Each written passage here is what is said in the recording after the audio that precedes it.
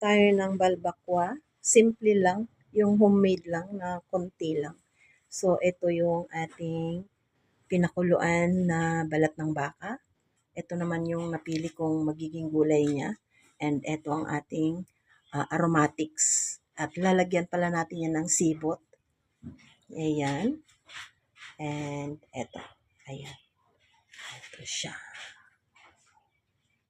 Ito guys, ginigisa ko na ang aromatics natin. Of course, luyang dilaw and garlic and onions. Ayan. And of course, lalagyan natin siya mamaya ng sibot and ilalagyan natin ang ating tanglad. Ayan. Ayan. Lagay na po natin ang ating balat ng baka.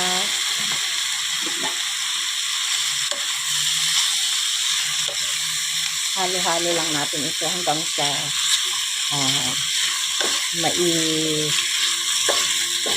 madikit yung kanyang mga aromatics, and then lagyan natin mamaya ng tubig.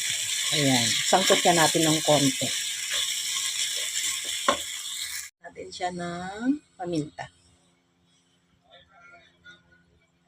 Ayan. Okay. Natin ng pampalasa. Instead na cubes, powder. The nor cube is nor powder ang nilagay ko. Ayan. Ayan, i-boil na natin siya guys. Ayan. And ilagay na natin habang nagbo-boil ang ato.